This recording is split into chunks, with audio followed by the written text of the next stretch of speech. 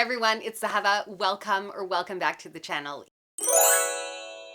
In today's video, we are going to be looking at some of the horror books that I have on my physical TBR that I have not yet read. It's not exactly an official list of books because I do have some Stephen King books that are pocket books that I just have, you know, Cujo and The Stand and things like that, which I did not put, and some Robert McCammon books. I didn't bring out my pocketbook sizes because the covers are pretty old and worn out and don't really make for very nice footage, but I did want to show you guys my current stack of horror books on my physical TBR and, you know, just share with you the ones that I have, why I have them, what they're about if you guys are looking for horror books. Now, just bear in mind, I have not read any of these yet, but I did pick them up and wanted to let you guys know the reasons why. So I thought that it would be fun today if we went through my stack of horror novels and you guys could let me know which ones you think I will like best based on what you know about me. So without further ado, let's get going. And these will be coming at you in no particular order. The first one that I have here is All the Fiends of Hell by Adam Neville.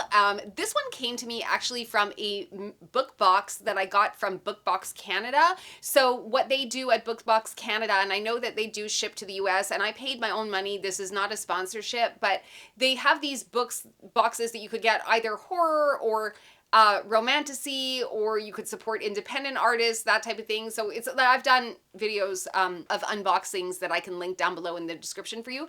This is one that came in one of those boxes because I chose a horror box, and this one has to do with aliens, so it's like an alien horror. Seeing the morning is no blessing, the handful of scattered survivors are confronted by blood-red skies and an infestation of predatory horrors that never originated on Earth, an occupying force intent on erasing the remnants of animal life from the planet. Across the deserted landscapes of England, bereft of infrastructure and society, the overlooked can either hide or try to outrun the infernal hunting terrors, until a rumor emerges claiming that the sea may offer an escape. Ordinary, unexceptional, directionless Carl is one of the few who made it through the first night. In the company of two orphans, he flees south, but only into horrifying revelations and greater peril, where a transformed world and expanding race of ravening creatures await.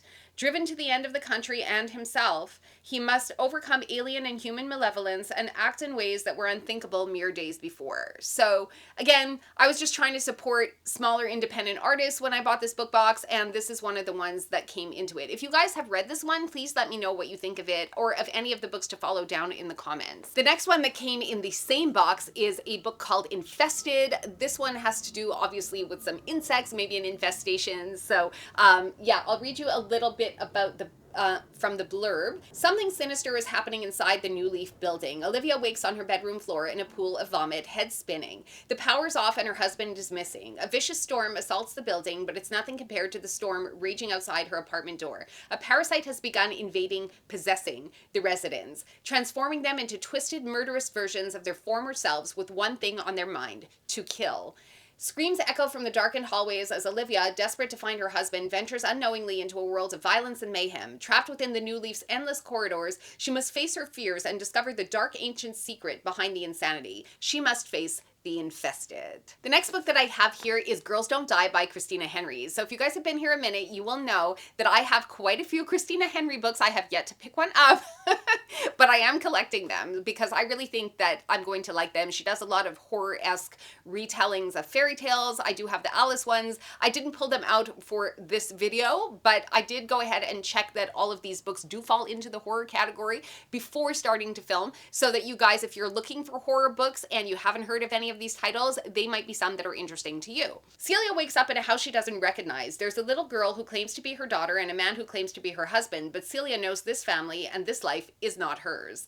Allie is supposed to be on a fun weekend getaway, and her friend's boyfriend unexpectedly drives the group to a remote cabin in the woods. No one else believes Allie, but she's sure that something about this trip is very, very wrong.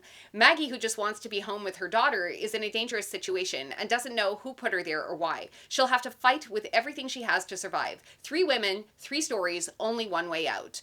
This captivating novel will keep readers guessing until the very end. So 3 different stories. It's not the only anthology. I don't know if it's a proper anthology, because I do have some horror anthologies, which I'm going to show you in a couple of minutes, but this one sounds like it could be really good, potentially a very easy read, and it's coming in at just under 300 pages and not too thick either. So when there's more than one story, it's really easy to just finish one and then come back to another, and then, you know, the third one the next day. So yeah, this one here is on my list. As I've said, I haven't read any of these horror books yet, but I have them.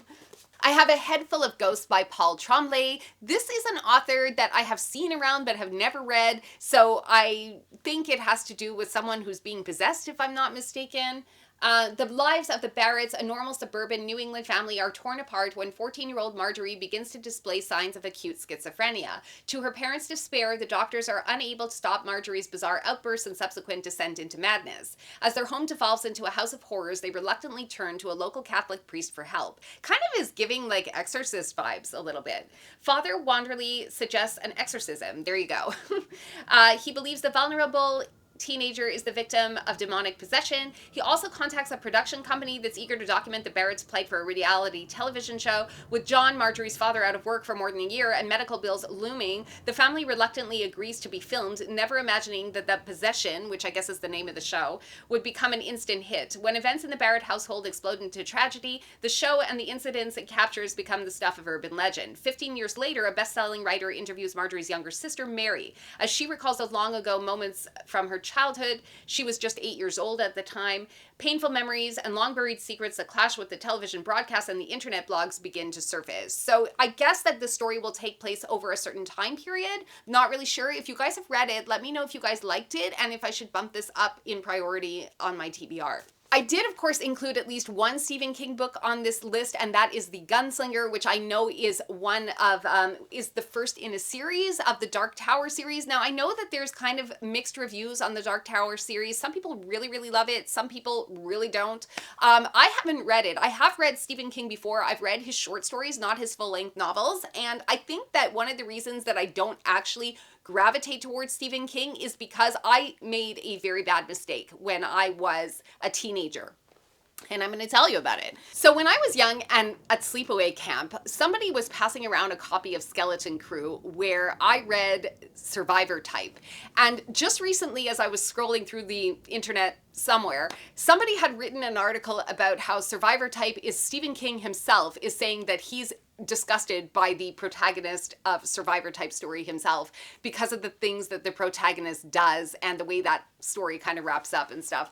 And if you don't know it, I highly suggest you go out and get yourself a copy of Skeleton Crew, read that, you know, but make sure, don't do what I did and don't make it your first Stephen King that you've ever read, because that story has stuck with me for 25 years, and I have not been able to get it out of my mind since reading it because it was that disturbing of a story. And so much so that Stephen King himself has said that he's even shocked that the story went that way. And I think that because of my exposure to Survivor Type, I have been reluctant, despite loving Sleepwalkers, the screen adaptation, The Langoliers, also like Shawshank Redemption, you know, the book to screen adaptations that King was the original author of, and I've loved those.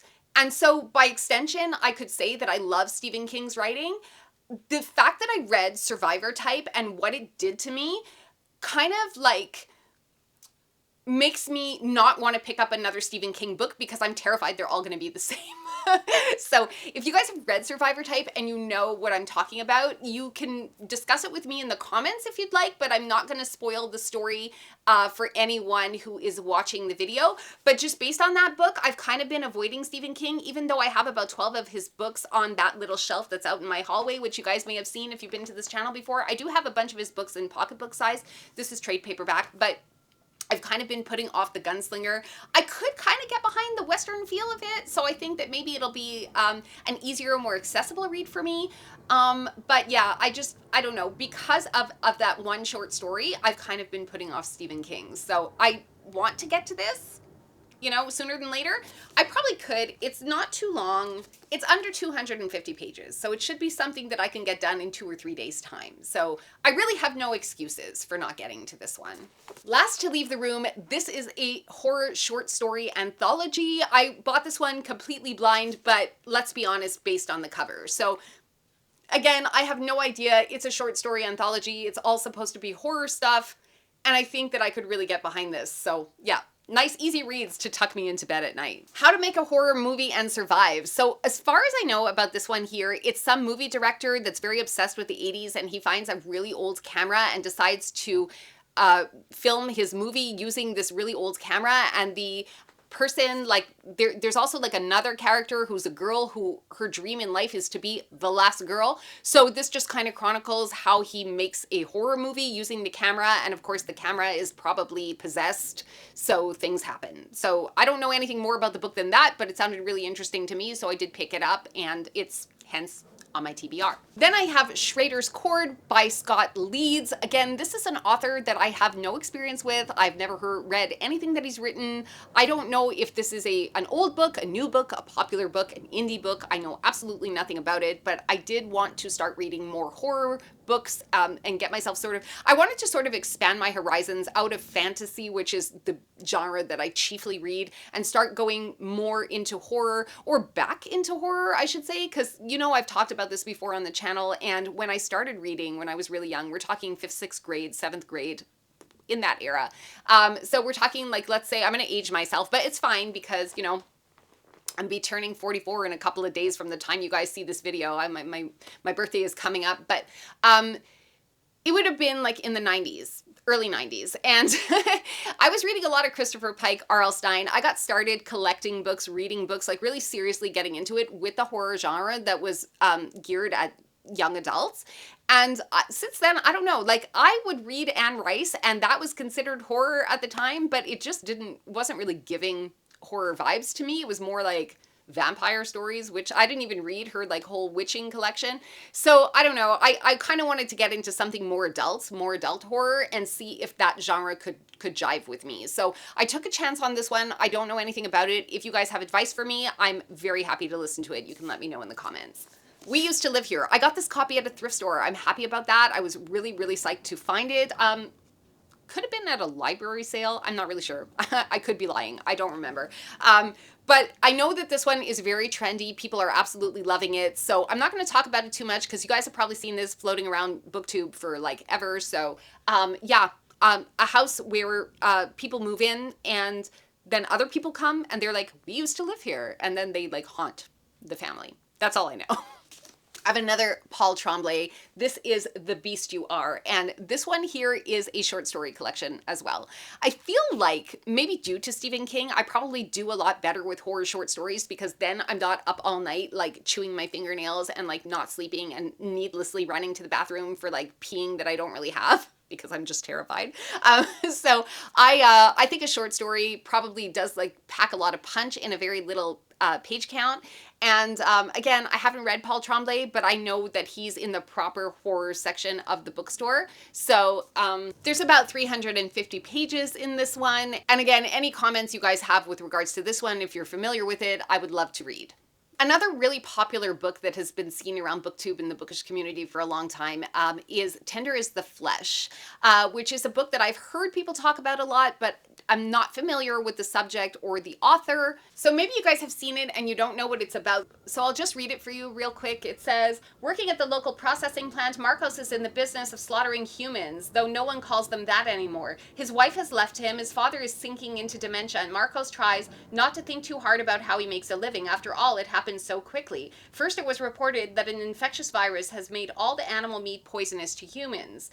The governments initiated the transition. Now eating human meat, special meat, is legal. Marcos tries to stick to numbers, consignments, processing. Then one day he's given a gift, a live specimen of the finest quality. Though he's aware that any form of personal contact is forbidden on pain of death, little by little he starts to treat her like a human being. And soon he becomes tortured by what has been lost and what might still be saved. So that's a premise, getting to eat humans because all animals have been poisoned and now there are certain humans that are consecrated or designated as food source. I want to read this. I also have a copy of Ghost Station, which is a sci-fi horror type thriller, possibly would also contain the mystery genre in it, if it's anything like the one that I just read, whose name I can't remember. Crap. Okay, I'll put the name across the screen, but I just got an advanced listener's copy of another one from S.A. Barnes, which I liked, even though I can't remember the title of it. But anyway, I bought this book before actually listening to the advanced listener's copy of that, so I liked it. It was okay, and yeah, if you're looking for a genre blend, this would probably do it for you. I don't know anything about the book itself, but I am familiar with the author, so again, it would be horror, sci-fi, mystery, thriller genre blend for this one. Another one that is also horror, sci-fi, mystery genre blend is Annihilation by Jeff Vandermeer. This is a short book. I don't have any previous experience with this author, only that I see that it's all over the place. There's a bunch of different covers. This one is a shorter book, under 200 pages, and it's the first of 4, I believe, that are part of this series. In Annihilation, the first volume of Jeff Vandermeer's now classic Southern Reach series, Area X has been cut off from the rest of the continent for decades, and nature has reclaimed the last vestiges of human civilization. Expedition after expedition into Area X has failed to uncover its mysteries and the true nature of its danger to the world. Now a 12th expedition makes an attempt. A group of 4 women, an anthropologist, a surveyor, a psychologist, and the narrator, a biologist. Their mission is to map the terrain, record observations of their surroundings, and above all, avoid being contaminated by Area X. A harrowing cosmic mystery at the vanguard of eco-fiction, Annihilation has only become more pertinent to our reality 10 years after its first publication. So this has been around for a while. I had never heard anything about it, but it sounds like it could be really interesting. I love that there are 4 female protagonists. You don't really need to sell me on much more than that. So this one is also on the physical TBR, yet to be read. I've got to find a better system for organizing these because they keep falling. A little baby one here called When the Reckoning Comes by Latanya McQueen. Don't know this author, don't know anything about the book at all. It's got a pretty cool cover. It's probably why I bought it. It doesn't really say much on the back aside from the fact that it's a limited edition. So if you guys know anything about it, let me know in the comments what this is about because I really have no idea and I never looked it up. Another sci-fi type of horror book that I've collected is called Wrath. So it's got like a rat on the cover. Meet Sammy. While he looks like a cute brown rat, he's anything but. Tech entrepreneur Noah Joff and scientist Sienna Aguirre created the biotech company Edited Pets to instill Sammy with human genes and abilities. He can read, he can use apps, he can communicate with humans, he's smart, very smart. To his creators, however, Sammy is merely the latest in a succession of novelty pets meant to enrich their company's investors. But when Sammy makes the acquaintance of Dallas Underhill, a 10-year-old boy whose scientifically enhanced hearing implants sensitize him to Sammy's own specialness, he begins to understand the affection that binds humans to their pets. Sammy's realization focuses his awareness on the torture scientists inflict on animals, and he's determined to put a stop to it. Knowing how many others like him huddle in the world's dark corners, he concocts a plan. Sammy fashions himself into a leader who can galvanize a rampaging army to take over and strike back with tooth and claw. Noah, Sienna, and all of humankind are about to face his wrath. I don't know. I think that the cover's really great on this, and I love the idea of it. I love a genre blend of horror, sci-fi, so yeah, this could definitely work for me. And then lastly, on this list of horror books that I haven't yet read, and I had talked about this with briefly with Danny of Danny Dabbles, who had just done a video talking about like some of her favorite horror genres that I read. But I remember leaving a comment on her video saying how like I have this on my physical TBR and I haven't gotten around to it yet. And she's like, do it, go for it, get it done. And I can't, I can't do it. Now, I was very, very close to putting this book on my last video that I filmed of the like most intimidating books that I own. I actually had taken it out off the shelf to include in that video, and then it got lost on my couch, and then I forgot to film it. So I'm going to include it in this video here because it kind of works for both videos. But the book in question is Night Film, and this is by Marisha Pessl. I hope I'm pronouncing that correctly. Now, Night Film is a horror novel, but the reason I find it so intimidating is just because it's really heavy. This book physically weighs close to 1 kilo. So for our US friends, we're looking at an over 2-pound book right here. So I'm not thrilled about having to hold it up, mostly. Also, like, look, you guys, like, that's super cool. That's super cool what's inside. I haven't really given it much of a look through. It's a book that has been on my radar, that I've seen around BookTube for quite some time, and I guess, I don't know, I just wasn't expecting something so physically heavy. So because it's physically heavy, it's kind of intimidating me. Like, I don't want to pick it up. It's not a book that I can travel with because that's going to, like, weigh down my suitcase. So it's just a question of when I'm going to be able to pick it up, because if I'm sitting, you know, behind and I'm reading, my head is hanging down, the posture isn't great, and this is not a book that's really easy to hold up. So, and I don't really want to be picking it up and reading it outside on a beautiful sunny day because it is a horror novel after all, and like, setting is everything. So, but I hear that this is a terrific book. If you guys have read it and you have some commentary for me or some advice, please let me know in the comments below. So that is going to be it for today's video. I hope you enjoyed the tour around all of my unread horror books. Please let me know in the comments which ones you think I should pick up first and why, and I would love to interact with you in the comments on this topic, as well as anything else that you might want to share with me or tell me. Please remember to like the video, subscribe to the channel, and there's some interesting links in the description below that you should go and check out, not the least of which is a link to my new Instagram, which I'm promoting, so you guys can see some more candid photos of things that I'm up to in real time, because often my videos can have a 2 or 3 week delay in between what I'm actually doing and what you guys are seeing. So I hope that that makes sense. Thank you so much for being here. I love you all so much, especially those of you who have stayed until the end of the video, and I will see you again in the next video. Ciao for now.